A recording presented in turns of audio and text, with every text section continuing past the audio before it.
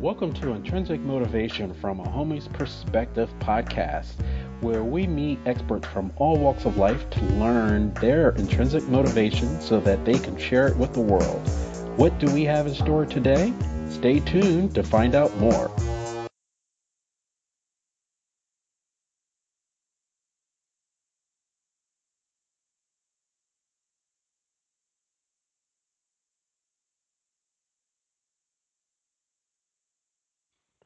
Good morning, good evening, good afternoon, everybody out there in podcast land. This is another episode of Intrinsic Motivation from a Homie's Perspective.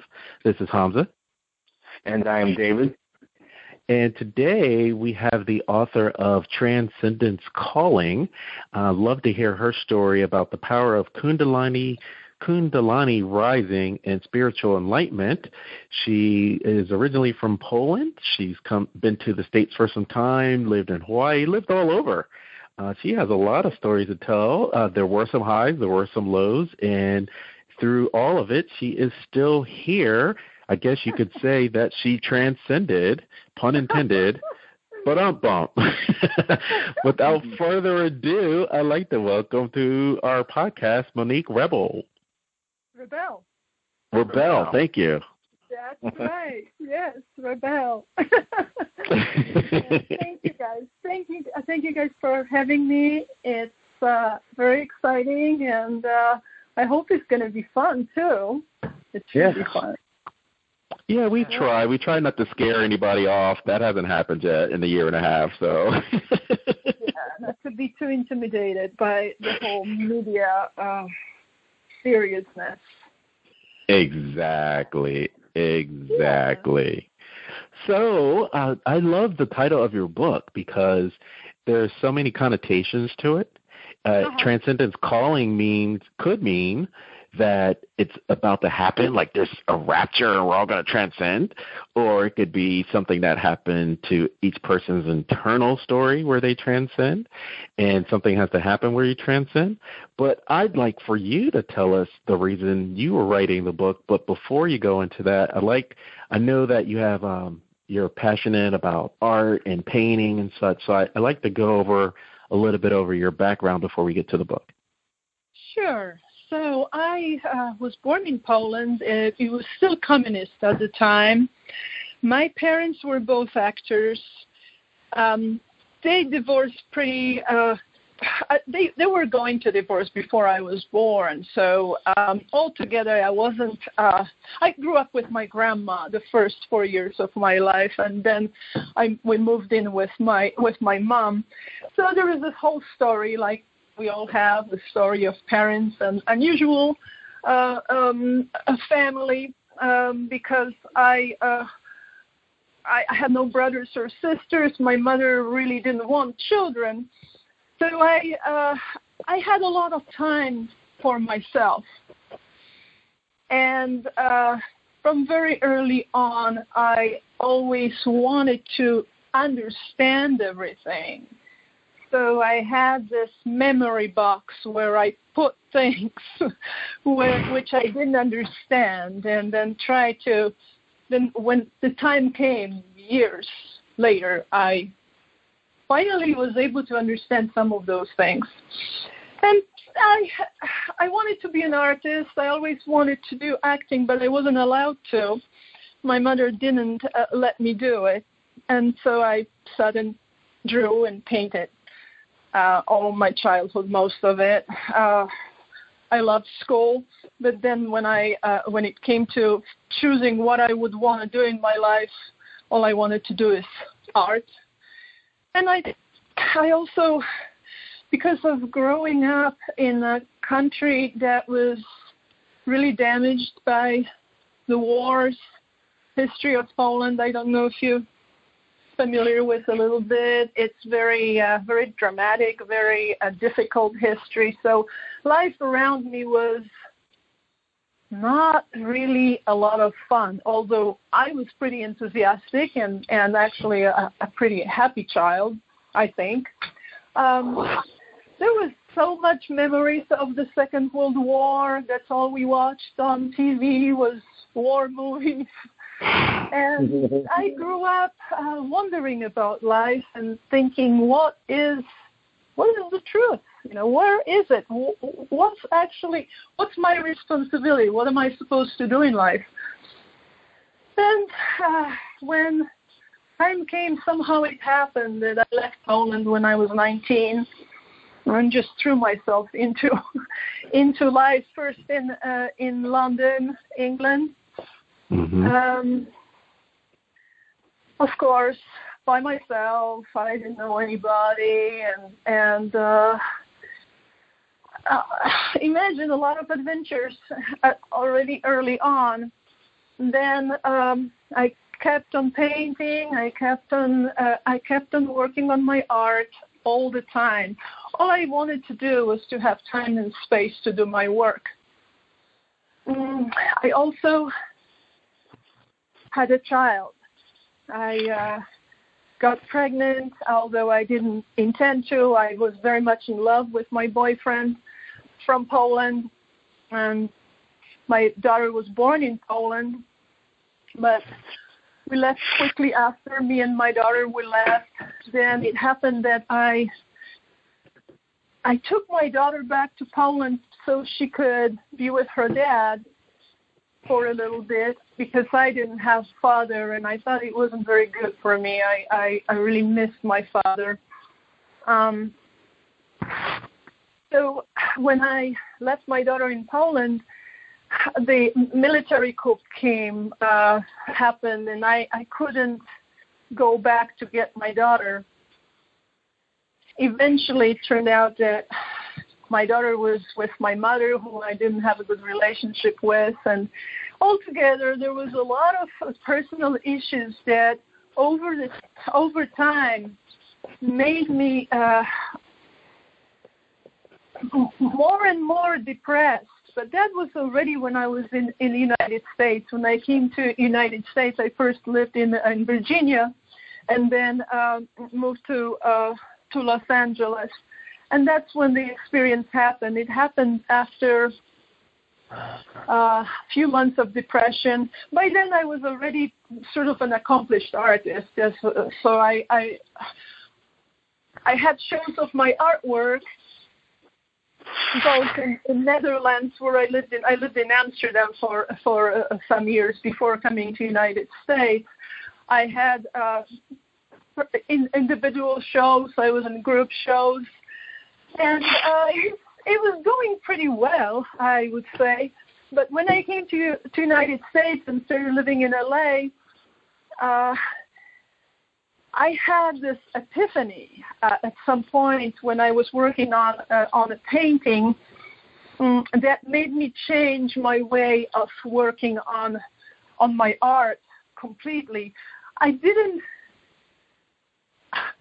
understand it completely, but there were several other incidents or epiphanies in my life which were not completely understood by then, but they were so powerful that they changed a lot in my life. First one was in Poland still, when I was reading a volume of Indian philosophy.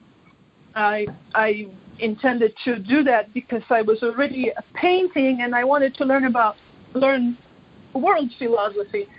And it so happened that it was Indian philosophy, and I read something that really struck me and actually created a very strange sensation, which I write about in the book. That was the first experience that was definitely supernatural. I couldn't explain it. Mm-hmm. And then the second one that I also write about in my book was when I was painting. The title of my work was Understanding Understatement. And that was one of the many titles that I thought about making, maybe a painting or maybe writing a poem. I had several titles, and then as soon as I got myself a studio to work in LA, I started painting some of those titles. So when it happened, I entered another dimension through my painting, and I never heard anything.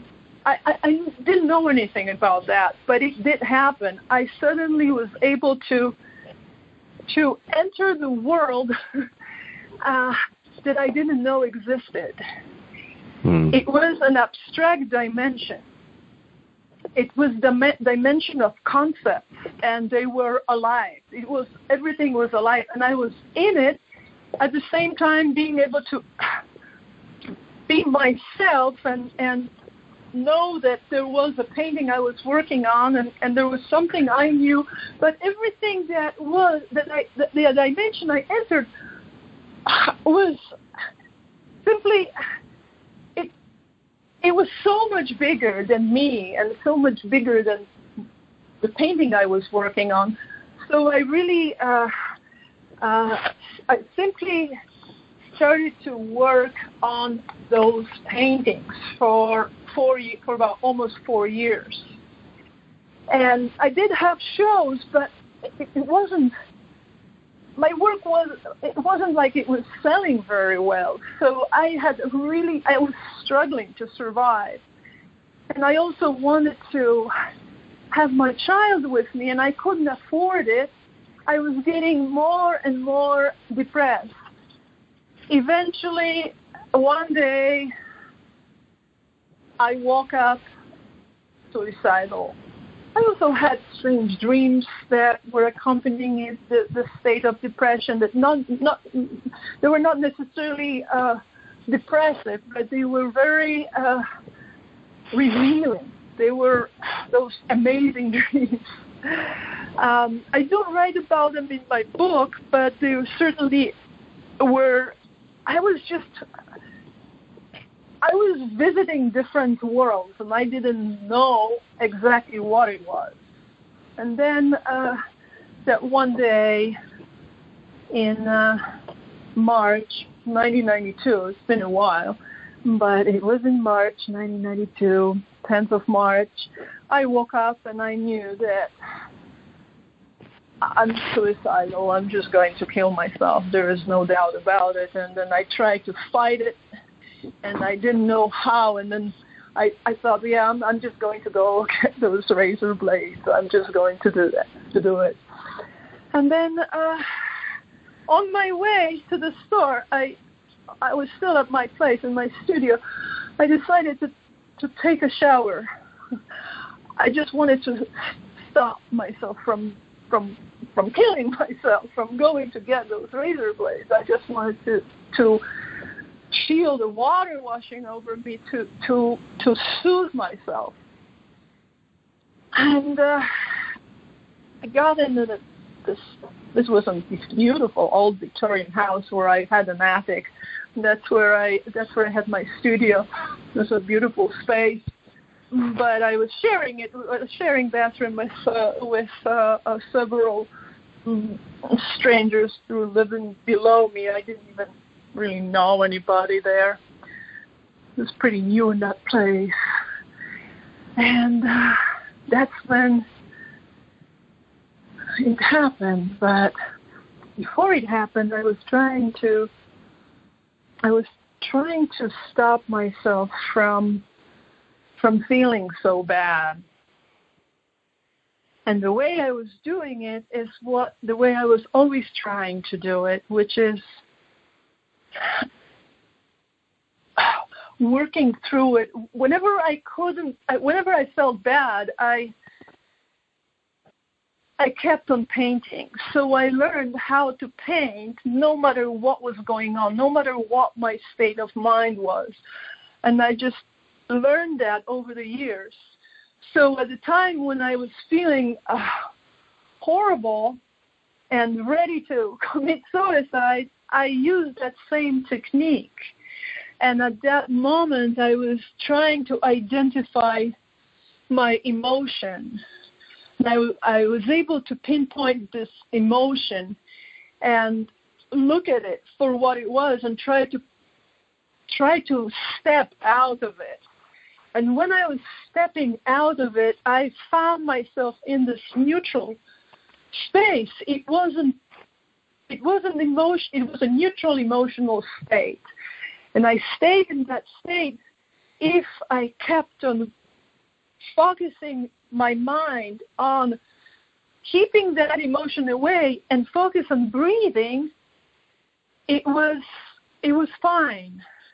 But then the thoughts would come and get me back into the hopelessness of my situation, and I couldn't fight them away. I just couldn't. I tried to figure out what was it that I did wrong, and I tried and I couldn't win. I just couldn't figure it out. What was it that I did wrong to find myself in this situation? And that's when I lost the fight. I lost the fight. I couldn't figure it out, and I surrendered.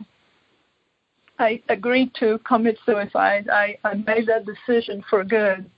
There was nothing I could do not end my life. My life wasn't worth living anymore. And I opened my eyes and left my head, and there it was. There was this incredible rope of rainbow lights flowing. And it was beautiful. I had nothing like that close to my imagination at that point because my life was done.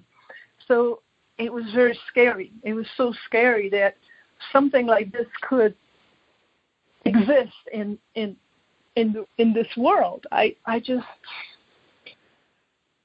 couldn't believe it, but it was there. I wasn't wrong. It was really a rainbow, a rope of light, gleaming and moving, dancing.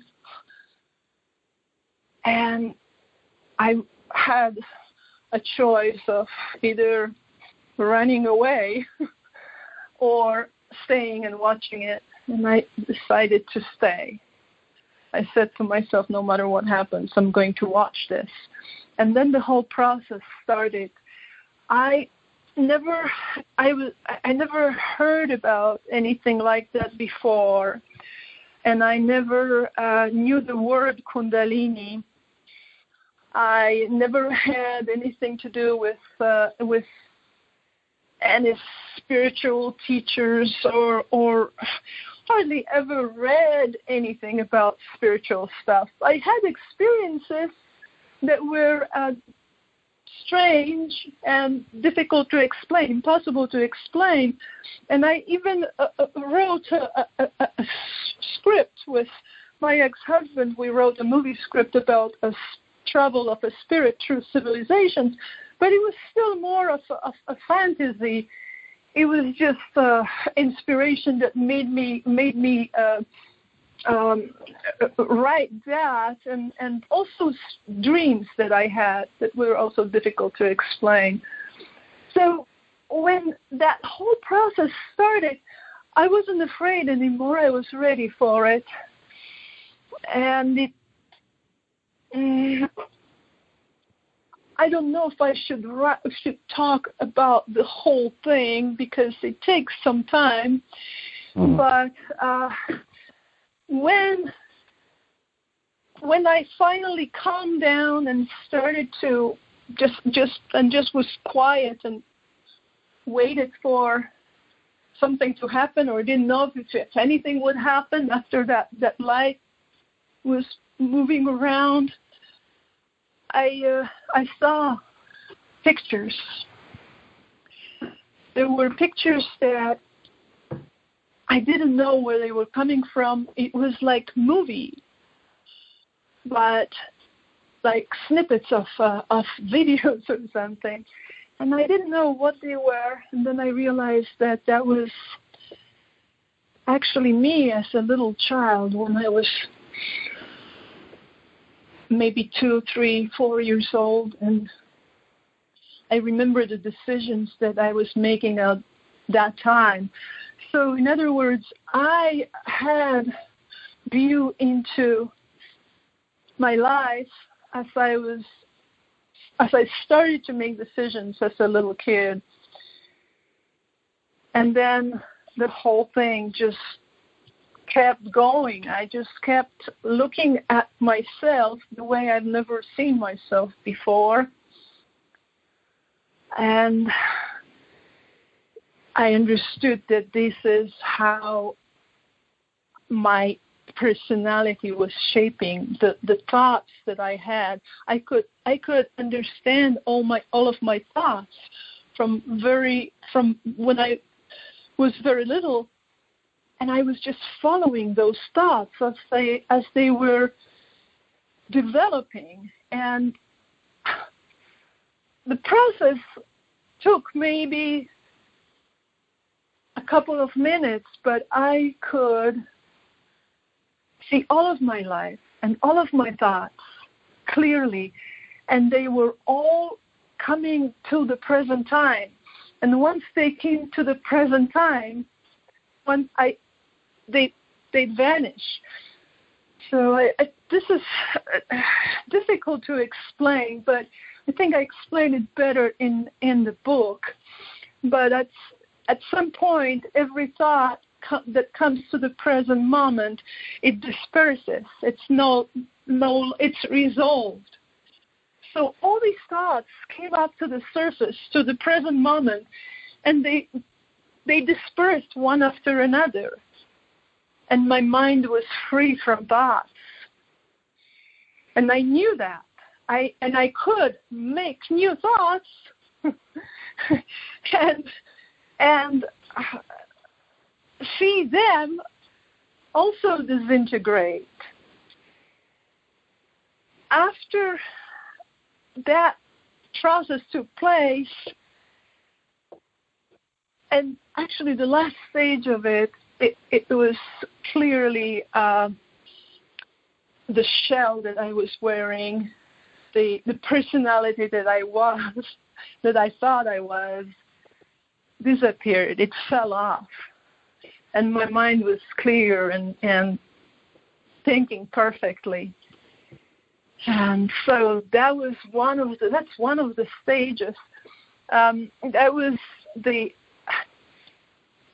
I don't know. I shouldn't say what it was yet, because then I write about my experience without explaining it at first. I just write what happened and all the stages I went through. And then in the last part of the book, I explain what actually happened. Well, let's stay at the first stage, and then we can kind of build. And then if we go over time, then we can have you back on. So that's fine. First, I do want to acknowledge you for going through that story, because I could actually see you back in 1992 as you were telling it. And also just a salute to you in telling that story, and to our audience that can hear it, because some people know from listening to our podcast that you mentioned March 10th, 1992, and in my family we mark March 11th, 2016, because that's when my sister committed suicide. And it was just interesting how there are a lot of similarities in the stories that you were saying with some stories that some family, I'm in different groups, so family that have lost, family members, and they share similar stories for the kids or a family member that chose to continue living like you did, versus not having an answer. So, a lot of similarities in that sense, but still individual and unique to your story. So I appreciate you sharing that, Monique. Well, thank you. Yes, eventually I thought it's time to share it, because the knowledge that I got from it can help others. This is the stage of my thoughts disintegrating and this joy filling me up. It was accompanied by other sensations of being lifted up and showered in gold speckles, there was like a cold shower just falling on me. And eventually the next stage started. The next stage was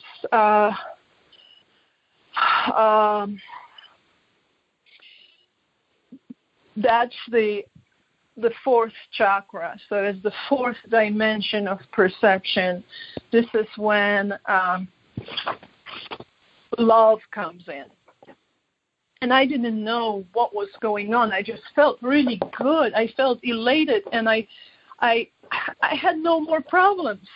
Already at the stage of the mind disintegrating in terms of the thoughts are disintegrating and leaving me, I had no more problems. I was free. But then the next thing happened is that I found myself, there was somebody there. There was somebody nearby, somebody reaching for me. And literally, I felt my heart being touched. And it was touched with love. And that was the love that I maybe dreamt of some time ago, or maybe I thought of, but I could never even imagine it. But there it was. I suddenly fell in love, and that presence fell in love with me.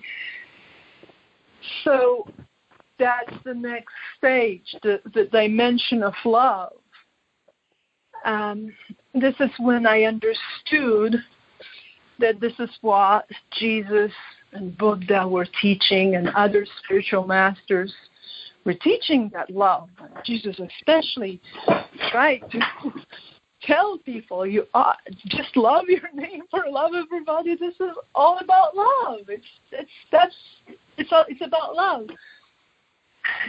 So I understood that, and I felt I was able to start giving that love to everybody, to everyone who can't feel it and feels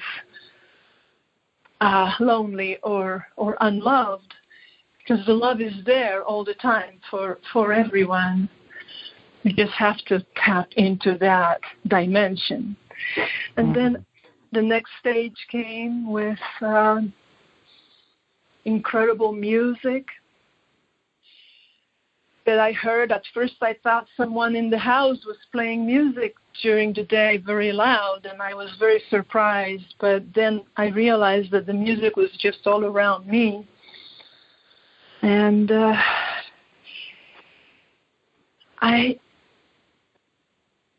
music was amazing, and these personalities came to me, which I later understood that they were actually ascended masters who were making contact with me, acknowledging my state and acknowledging my transition into the fifth dimension. That's the dimension of communication, where other beings from other worlds we can communicate with, where they can help us or give us information, support us and guide us.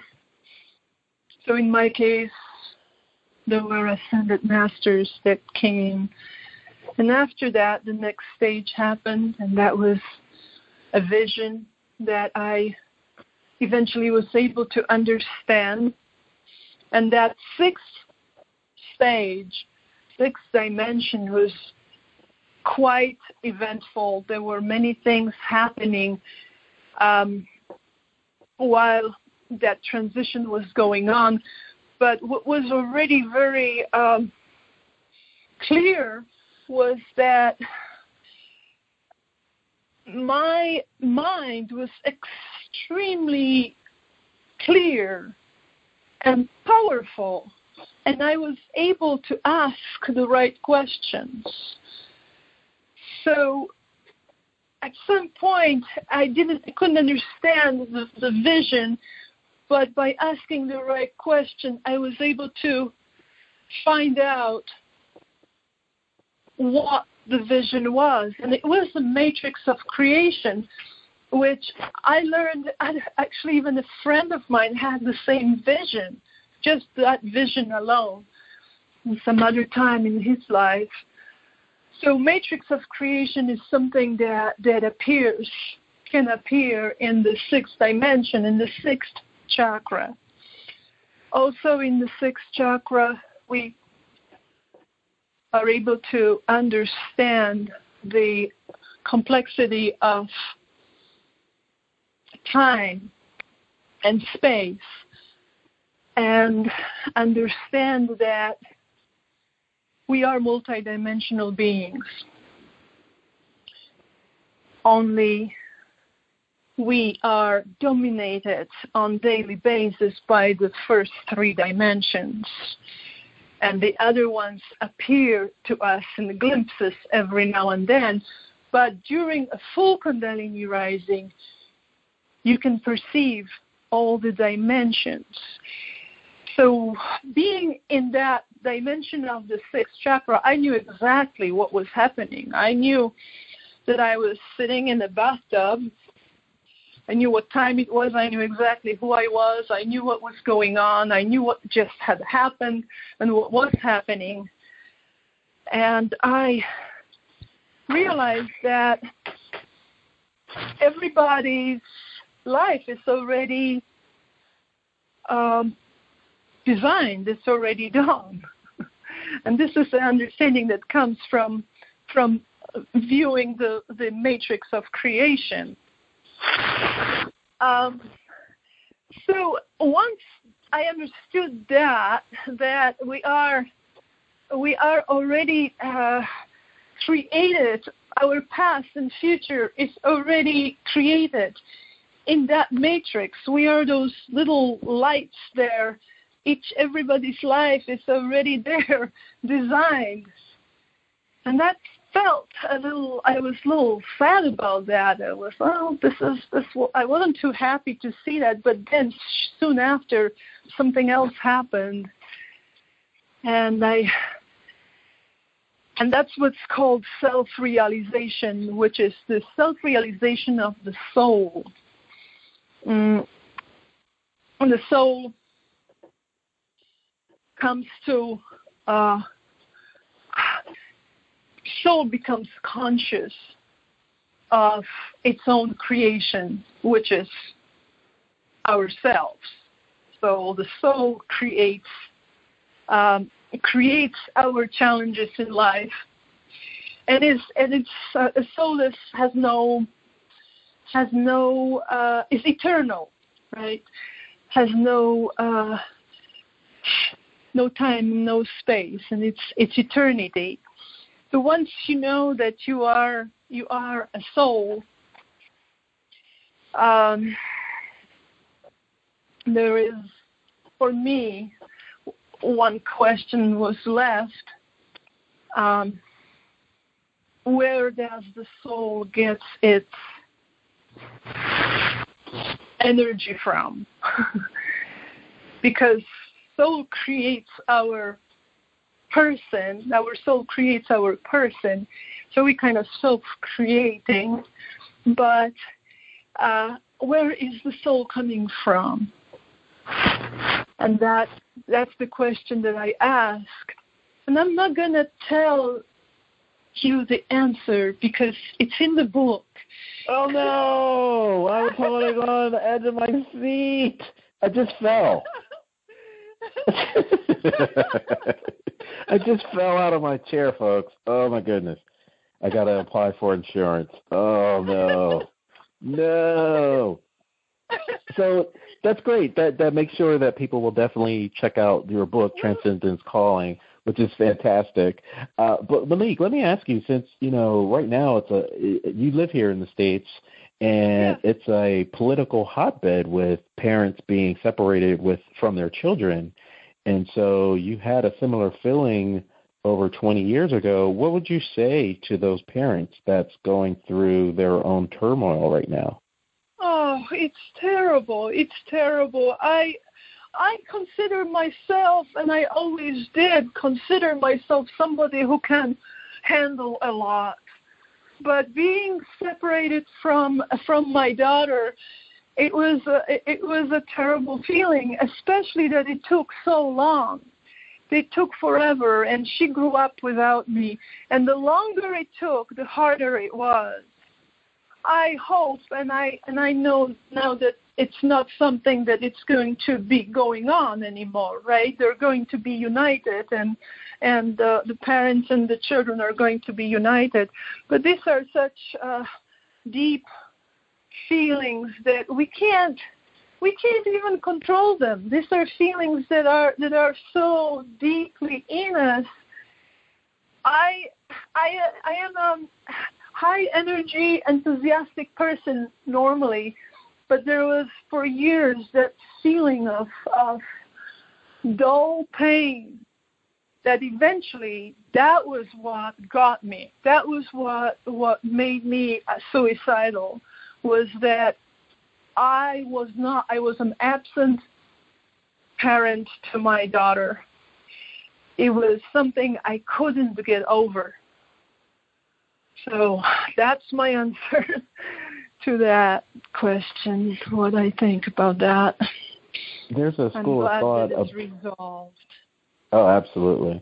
There's a school of thought that before we incarnate, we have a quote-unquote meeting with our spiritual family, and, you kind of write out your goals and plans during this incarnation.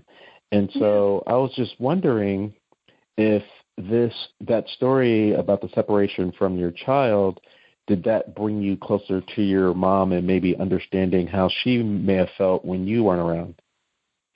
Actually, my mother never connected with me. When I briefly explained after the experience, I was catapulted to Hawaii, and I lived there for 2 years. I needed that time of being in paradise to settle the experience within me. I mentioned to my mother the experience. She laughed at me. She said, you read too many books. Oh, I didn't read any books about that. I didn't know anything about that. But, by then, she couldn't hurt me anymore. She couldn't upset me because I wasn't a different person, but I reached the spiritual enlightenment, and nobody could hurt me, and I could still feel love towards her and compassion without her being, without her negative energy bothering me. But my relationship with my daughter, at first it was a little difficult, but now we have the best relationship ever, and she's the most helpful to me in my life. I'm sorry. It's great. Always great to have a happy ending. And in every way, it was a happy ending. Absolutely. It's always interesting when we speak with people like you and see other stories. I'm thinking of Neil Donald Walsh and others where they are like brought to the brink of control, right? And realize how much control they don't have, and when they finally let go, they get this transcendence. And so I wanted to ask you, since that has happened, what has life been like in the following years to access your Kundalini rising, where you don't have to go through such turmoil to access it? Oh, yes. You see, I haven't actually described the end of the experience, because I was at explaining the stages of the sixth chakra. After that correct question was asked and I received the answer, the moment I received the answer, my consciousness went into the crown chakra, and the energy was, my energy united with everything. So at that point, there are no thoughts anymore. You can't. You may want to think, but you can't think anymore. There are no thoughts available in that state. But consciousness is there. Consciousness is there all the time. And even though we want to look for God or gods, those are also in the realm of the sixth chakra. The seventh chakra, which I call the pure intellect, is what is where understanding of everything takes place. But at the same time, it is a sacred realm. Everything starting from the fourth chakra is sacred. So if you don't have a sacred, if you can't find yourself with that sacredness, it's almost it's impossible to even you can discuss it, but you can't find yourself in there. So my life changed because I am,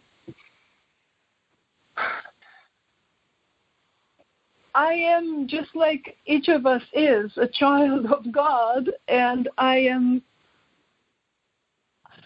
we don't know what will happen in our lives. We don't know anything. We can just let go and relax because it's all done. And to understand that, it's not easy to understand it.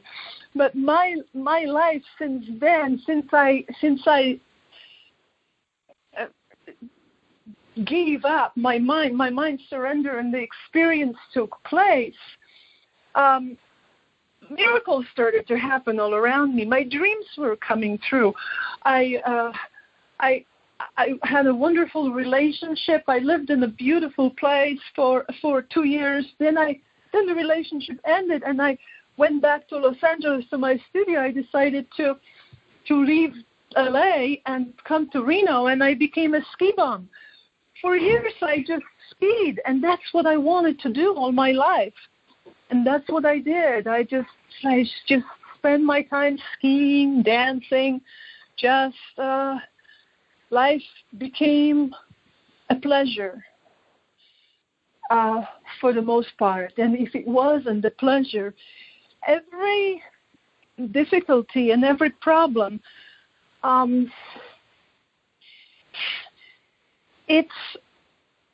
there is always a good solution. There is always good solution because the energy that the spirit of how we call it, the spirit, I call it consciousness, the ultimate consciousness is good.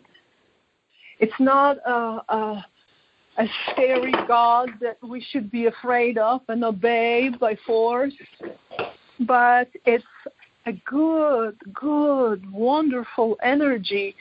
If we tap into that energy, we can do anything. We can go anywhere and achieve what we want to achieve. So that is the general outcome of spiritual enlightenment or self-realization. This is what the ultimate truth is, that life is very, very good, and there is love all the time. Love is there all the time. But we have to train the lower dimensions, the lower chakras, and cultivate the upper, because the Kundalini is the unit of individual unit of consciousness, and that energy is asleep usually. With most of us, it's asleep at the bottom of the spine, and it happens in times of like near-death experiences sometimes, that it raises up, it goes up, and very often it reaches the fifth chakra, the fifth dimension. It can jump over other chakras. It can reach the fifth dimension, and that's when people during these near-death experiences have so much help from other beings, because that's where their consciousness rises to. If it rises higher to the sixth chakra, there is much more of different information. Different information. It's more individual. It's less of that group connection like in the fifth chakra. But ultimately, all of that is an illusion, right? All of it.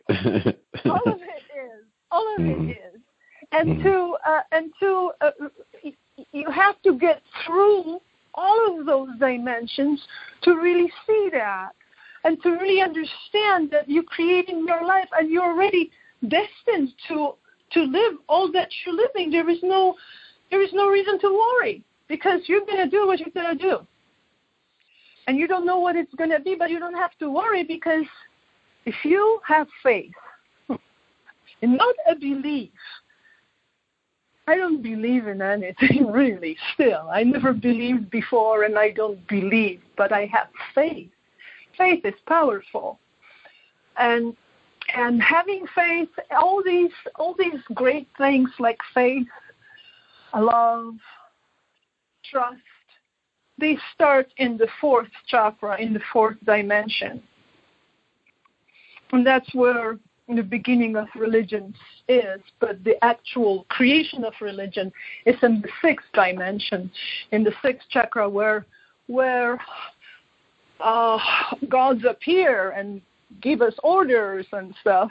At least that's what we read about, right? Yeah, we don't have to go there. We don't have to spend time on that part. Yeah. But, we had a gentleman, Michael Tamora, who David knows really well. And he had 5 near-death experiences, so much so that, when anyone that we have spoken with that has had that experience, they wanted to stay over on the other side of the veil, and they came back, obviously, to tell us the story. Did you have a similar feeling in that this is the first time that all of this was happening, and then you kind of come back and you're in the bathtub or wherever you were?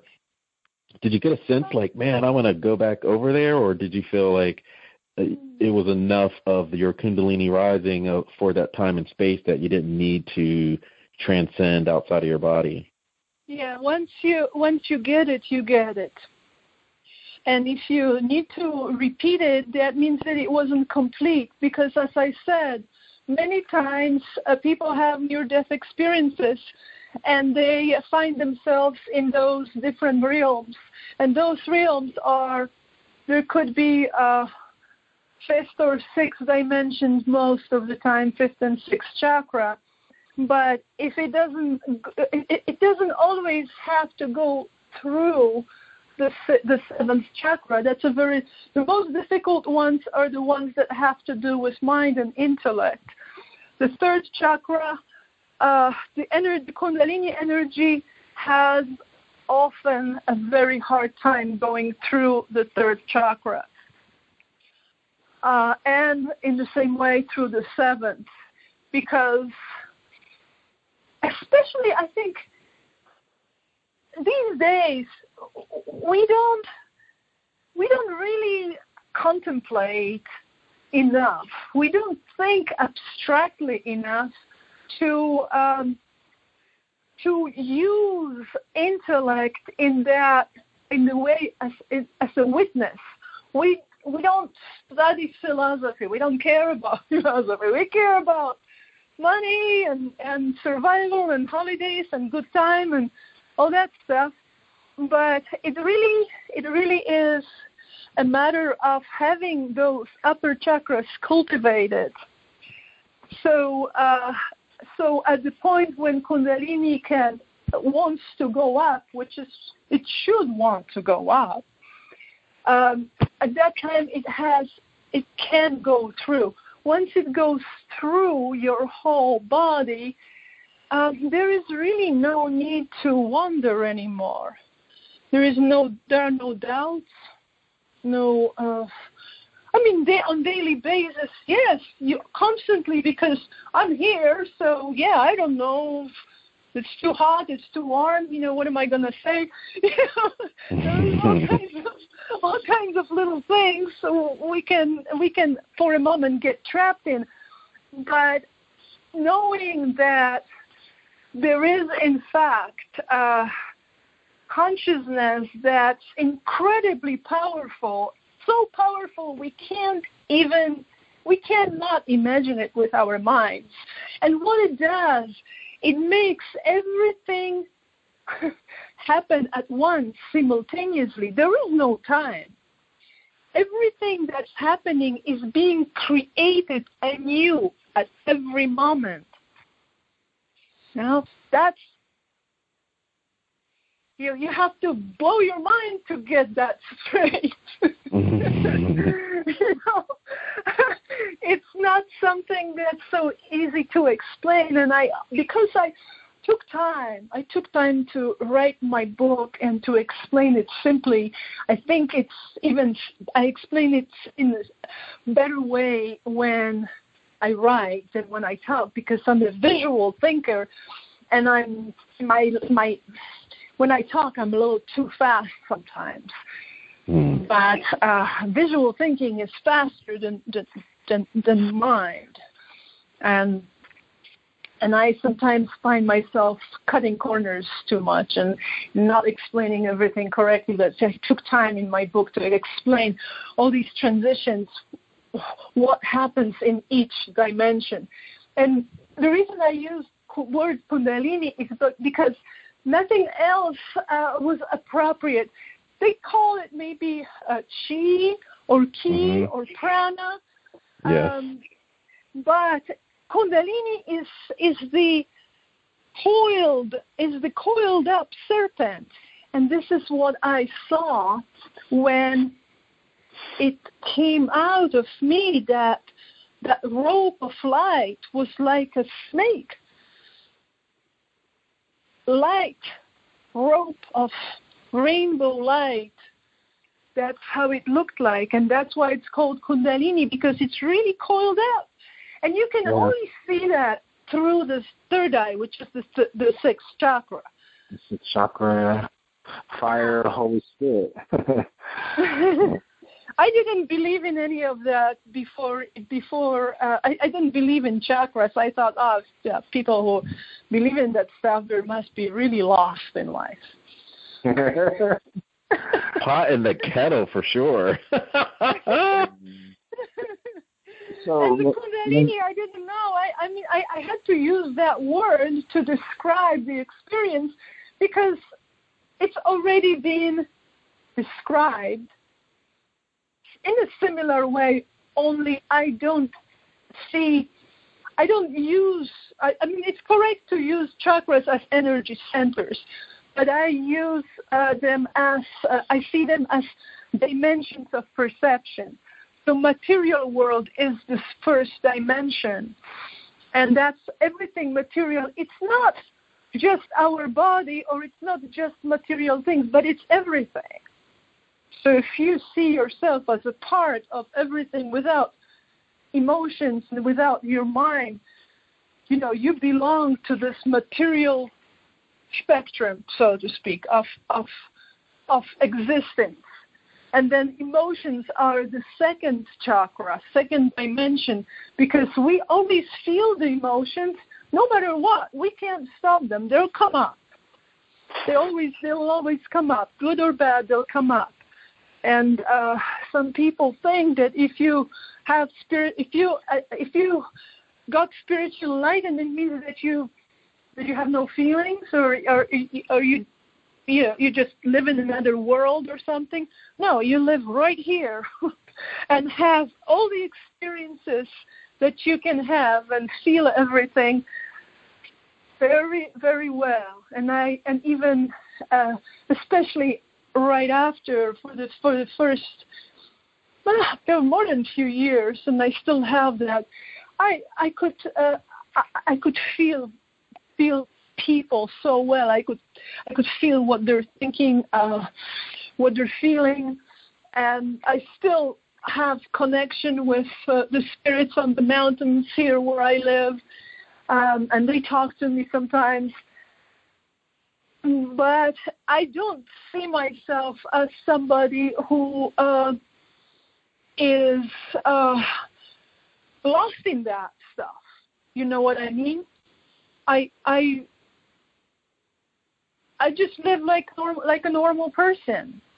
Right. You didn't have to be a guru. Yeah. You don't have to. Well, for some people I may be, but it's an individual, because guru means light. So it's an individual thing. Everything is very individual. If somebody, because I do teach sometimes too, and if people choose to see me as a guru because they find that that's the right relationship, then it works. But I don't go around thinking that I'm somewhere else than everybody else is. I'm just going through life like, I just go through life. I just had the experience, and You're the ski bum guru. Ski bum guru. Ski bum guru. Yeah.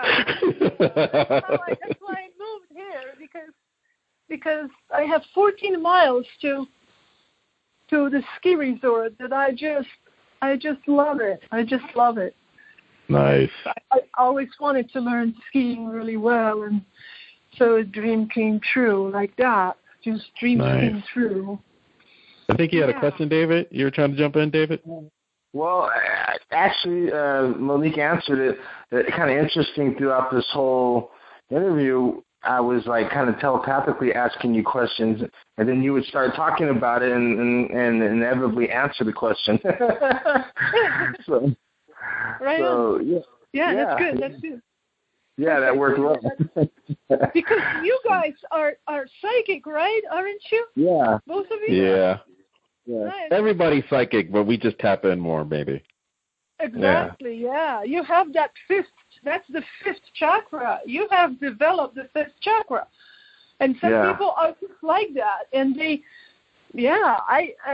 I know also several people who are psychic, and I can be psychic too. I don't practice it in any way, especially, but I definitely relate to it. Mm-hmm. Yeah.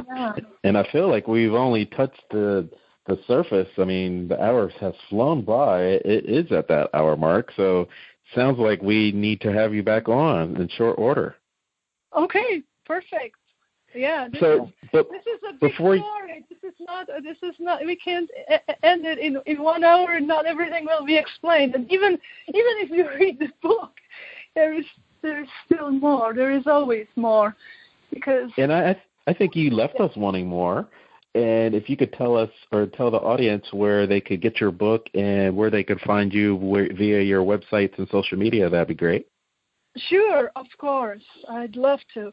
My book title is Transcendence Calling, The Power of Kundalini Rising and Spiritual Enlightenment. And it's available on Amazon. And it's available, I think, in Barnes & Noble. It's available in some other online bookstores, but I'm not exactly sure. I know that it's extended distribution type of thing, so other bookstores online can carry it. And I have a website that's www.moniquerebelle.com, where there is more information about the book and about sessions that we can have either in person or via Zoom or phone also. And that's about it, right? Well, it's enough until we hear from you again. Oh, yeah. So, yes, absolutely. Yes. Awesome. Let's do it again. Absolutely. Well, you have just been tuned to another episode of Intrinsic Motivation from a Homie's Perspective. This is Hamza. And I'm David. And Monique, it was definitely a pleasure. Let's stay in touch. Thank you so much. I really, really enjoyed talking to you guys. Thank you very much. Yeah, thank you. Again. Okay. All righty. Bye-bye. Bye. Listen to Intrinsic Motivation from a Homie's Perspective on Radio Public. It's a free, easy-to-use app that helps listeners like you find and support shows like ours.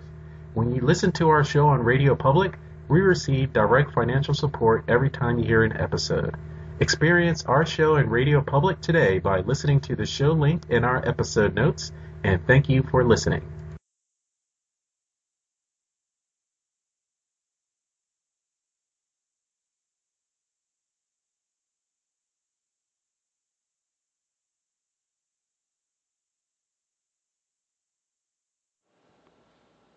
Thanks again for checking out another episode of Intrinsic Motivation from a Homie's Perspective podcast. Please check us out on our website at intrinsicmotivation.life, where you can click on the Speak Pipe button and leave any suggestions for a future podcast that you'd like us to cover. Also, check us out on our social media sites. We have a YouTube channel, Facebook page, iTunes podcast, in addition to Stitcher and Google Play, all under Intrinsic Motivation from a Homie's Perspective. Check you out next time. Have a great day.